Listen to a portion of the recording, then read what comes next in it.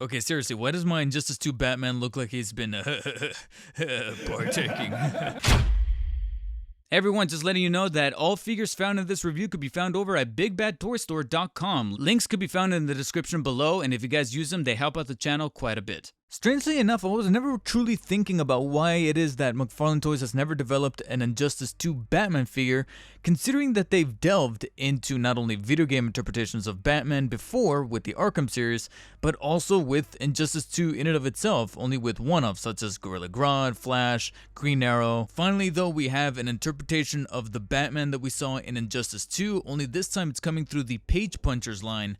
And honestly, I love it. I love these page punchers. I love the design of the box. I like how different and unique it feels. It feels like its own separate thing. And because of that, there's also this different level of quality behind the packaging. I know I kind of go off on tangents on packaging, but there's maybe it's because we've seen the McFarlane Toys branding style of box so many times now that whenever they do something a little bit different, it's very much welcome. I don't really get why we have to put the term English language here on the strip on the corner, but at least it's there to indicate us that the comic book that is actually included in some of these page punchers is going to be coming in the English language. And that's also one of the big bonuses, is that page punchers so far, sorry for the plosives, come with a bonus comic book. This time it's for an Injustice themed comic that I haven't read because honestly, I'm kind of tempted to keep this thing mint in packaging here just to see if there's any kind of increase in value, so you know, that'll be a topic for a different occasion. So now let's tackle the actual figure itself here from McFarlane Toys. It's actually a really good representation of that version of Batman that we saw in Injustice 2. Granted, your mileage may vary as far as how you actually feel about that version of Batman as far as a design standpoint, because even though I think everybody across the board really enjoyed hearing Kevin Conroy return to voice the Cape Crusader, and his personality was pretty much on canon with that of Batman's in the past, it's something about that armor that just feels a little perplexing because it's not going all the way enough of being like a fully armorized version of the Batsuit like in Dark Knight Returns, but it's also not sleek enough to just look like a relaxed Batsuit. It's kind of like a place in between, and for me personally, it's not necessarily one of my favorites. But I guess it's kind of a testament to McFarlane to say that they represented that suit here in figure form in the 7-inch scale pretty true to character and true to design. And you can see that coming through with an awful lot of the paneling and the textures going on throughout the suit. I will admit there's portions of the body that do feel slightly recycled from past figures, predominantly around the thigh area. You can see an awful lot of the paneling and armoring right there that's decently sculpted, but once we kind of look on the inside portion with a little bit of that Kevlar look, it kind of reminded me an awful lot of the Arkham Knight figure and how they kind of potentially may have used pieces from that design over in this version. So I guess if you're gonna be borrowing from some of the figures in the past, it might as well be from one that makes sense, which in this case would be a previous video game iteration. Once we move on to the chest and abdominal area, it kind of represents more so of that particular default look that he's got in Injustice 2 prior to the character's customization. And you can see the bat symbol there kind of etched in within the armoring, the shoulder pads, as well as the gauntlets. They're all pretty well sculpted, especially the little claws or the little pointy parts here of the gauntlets themselves are actually rather rigid, so they don't feel all that warped and still in line with the quality of the figure. Then we get down to the rest of the armoring that's going along fairly well here amongst the body that is, again, very one-to-one to scale, although there's something kind of crazy going on with the calves here. They're actually they're well sculpted, but they're a little bit on the thicker side, more, thicker than I was anticipating.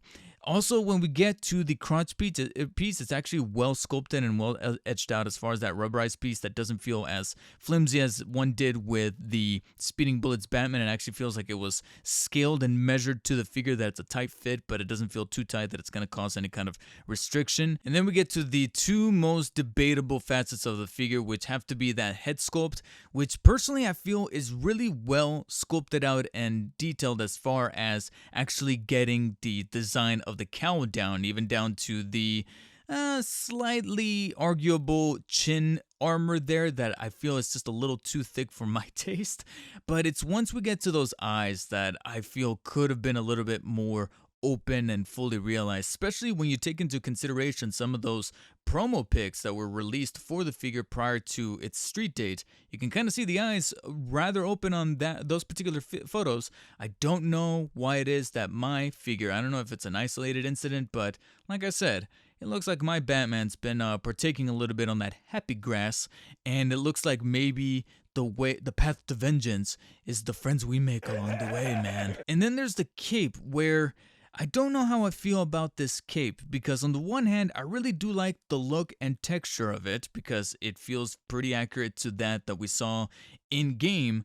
But then you actually get to feeling the texture and feeling the actual quality of rubber they utilized this time for the cape, and I just don't know how I feel about it. I don't know. I don't like it, but I don't dislike it either.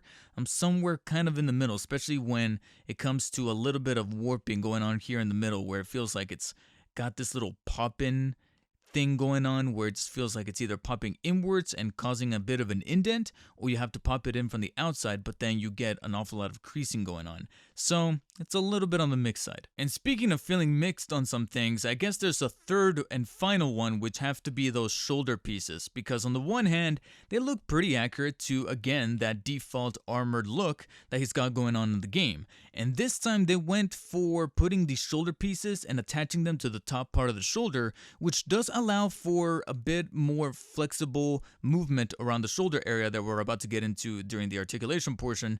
But they could have either used a slightly stronger adhesive or made the actual portion that's attached to the shoulder a little wider, because if you look closely, you'll notice that the actual piece that's being used to hold it in together, it's a little bit on the flimsy and narrower side, and because of that, there's an awful lot of movement going on with that shoulder piece, that any slight gestation with the figure, even if you're not moving around the shoulder area or the shoulder joint and just merely handling the figure overall, you're going to feel these shoulder pieces move. And I don't know if that's going to be cause for concern should later down the line cause any kind of erosion or movement or wear and tear that could potentially detach said shoulder pieces off of that one narrow piece that's being used to hold it all together. So since we're talking about movement, let's tackle the articulation, which for the most part is pretty standard for your typical McFarlane. You got the head joint that allows that 360-degree movement horizontally, as well as being able to gently move upwards and downwards with really good mobility, as well as tilts from side to side very generously. And then again, we get to that shoulder joint. Now, despite having reservations about those shoulder pieces, the actual movement of the shoulders is really, really clean. You can actually feel an awful lot of fluid mobility, rotating the shoulder vertically 360 degrees, as well as extending it to the side very firmly, but also allowing quite an awful lot of movement there. And then you can visibly see that butterfly joint or extra piece moving very cleanly inside, that it just feels very fluid. This is honestly and very surprisingly one of the most fluid shoulder joints that I've ever seen in a McFarlane to date. But then that puts the bicep swivel at a little bit of an odds, because even though the bicep swivel is still there and can fully rotate 360 degrees in place, it's because of that movement of the shoulder that it's just so free that it kind of renders the bicep just a little redundantly. Whenever I manage to rotate the bicep swivel, you'll notice that the shoulders just kind of move along with it, that it's almost like, well, why bother move the bicep? Because then I could just move the shoulder in any kind of direction. It feels just so free that there's really no cause for it. Once we get to the elbows, however, you have your typical two joints that allow it to bend all the way upwards like so. And then moving on to the wrists, you do get that cylindrical piece once again that I'm very happy McFarlane is able to embrace much more fully for their future figures, and I'm hoping it's here to stay because I really like the way that these joints feel on the wrists. We then get to the torso that I think could have been just a little better, because it does have a mid torso cut that allows it to fully rotate 360 degrees and is very flexible when stretching towards the back, but as you can see, it's got kind of like that divot in the middle of the top torso piece. And once I saw that, I don't know what it is, but immediately my mind went to, okay, it's not going to be able to crunch inwards, is it? And sure enough, it's not able to crunch. You can see right there, it does not press forward, but it is able to flex towards the sides, Thankfully, you do have another joint in the waist that allows it to fully rotate 360 degrees. Top leg joints are able to flex towards the front and slightly towards the back, but just a word of caution, that elevated armor piece on the thigh can cause for pressing up against that crotch piece that I mentioned before that is rubberized just like the Speeding Bullets one, only this time you just kind of have to tuck the armor piece underneath when you do move the top leg joint around. Otherwise, you risk, like I said, either creasing or possibly even damaging the rubberized crotch piece. So just do be careful with that, especially when you do bring the extension into consideration, which you can fully do almost at a flat 180 kind of design like so. And then of course you also got the two joints at the knees that are fully able to bend the bottom portion of the leg all the way up. And then moving down to the ankles, once again, you still got that cylindrical joint as opposed to the ball joint. I don't know how others feel about this particular joint, but like I mentioned before, I really love this joint. I hope that McFarlane continues to utilize it. And one other thing that was brought to my attention is that it also looks more realistic. You're not able to compromise any kind of movement that you had before. You're still able to pivot the ankles upwards and downwards and fully rotate them 360 degrees, but it doesn't look like an obvious ball joint. It actually looks like a part of a legit human ankle, and because of that, I gravitate towards it the most. And then, of course, you cannot forget the toesies. But upon bending the toesies up, I also realized another thing, and maybe it's just me, but this is one of the few McFarlanes that has the most left and right branding.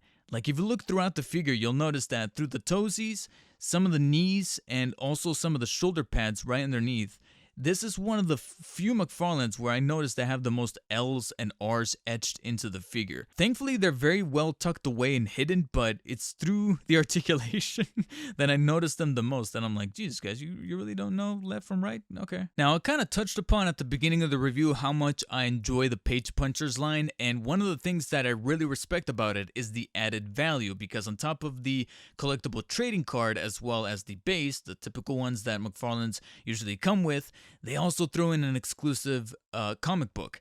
And also, beyond not only this added weight of collectible value, they also package it very well, where it makes it much easier to get to the card and the base than that of the traditional bubble packaging that you have grafted onto the back of that cardboard piece in other McFarlanes. I respect that. I love that. Now, when it comes to true accessories to then bedazzle your figure, that's where we get into some other conflicting areas with Injustice 2 Batman here, because this time around they decided to throw in not one but two Batarangs with Batman here. It is supposed to kind of harken back and pay homage to the actual move that he's got in Injustice 2, where he utilizes his projectiles as Batarangs, and you're able to kind of bank them up and then send them via either the B button if you're playing on Xbox or the circle button if you're playing on PlayStation. The problem, though, is that it also kind of sacrificed the addition of potential hand accessories, because I never really liked, and this is not necessarily something specific to Injustice 2 Batman here, I never liked it when Batman figures, or rather any McFarlane figures overall, come with one fisted hand and then one open hand, but then that's it. And you're virtually just stuck with those versions of the hands on the figure, and you're just left to deal with the rest of the Batarangs. I would have liked it instead if I had just gotten one Batarang, but then an extra set of hands where he can have two fisted hands or two open hands to then switch the Batarang in between those two. And plus, he's coming from a fighting game, so you would expect for him to have two fists so that when he's ready to knuckle down, you can pose him to make him look like he's ready to throw down. Now, when it comes to the Batarangs themselves, however, they're actually etched out and sculpted really nicely. It's just one clean gray color scale on them, but as far as the actual detailing and sculpting, especially when it comes to the little divots on the side of the wings here where it looks rather etched out and kind of, I don't know how to explain it, but basically it looks like a legit blade from the underneath portion, but then you have a little bit of a divot there in the middle. It actually looks like a gadget that he wields in the game, and it's modeled after that look. So at least I give him kudos for the representation here of that version of the Injustice 2 Batarang. It truly is good to see that we finally checked the box for having an Injustice Batman figure coming out of McFarlane's. Like I said, we're just inching a little closer to finally getting an Arkham Origins Batman from them. And now with the upcoming release of the Arkham City version, Oh, the future is looking rather bright. As far as this interpretation of the character though, like I said, I was already mixed on the actual design of Batman's armor here from the core game overall. So to see it represented in McFarlane form, it is rather faithful. There's still, however, enough mixed qualities from the cape to the shoulder pieces, and then there's the consideration of what could be the isolated incident of my particular figure's eyes that made me put a lot of things in perspective and consider this a figure that I happily do own and embrace into my collection, but arguably could have been just a little better and a standout, and because of that, I will be giving Injustice 2 Page Puncher's Batman a 7 out of 10. It's a good figure, I still recommend him, but I don't know if he would necessarily be in my top 5, let alone my top 10. Still, you can say that you can main him as one of the McFarlane Toy Batman figures of the year, and if you guys want to bring him to your collection, like I mentioned before, there's going to be a link in the description to Big Bad Toy Store where you can purchase him. So now I ask you guys, if you have played Injustice 2, let me know in the comment section below, who is your main in that game? Surprisingly for me, it's actually the Flash, not Batman, that I've played the most in Injustice 2. And I can only imagine what they can do with him as well as the rest of the roster should an Injustice 3 be announced very soon. If you enjoyed the review, let me know by hitting the thumbs up down below and subscribe for more Batman, Spider-Man, McFarlane, and Marvel Legends content coming up here in the future. And as always, stay humble. I'll talk to you guys later.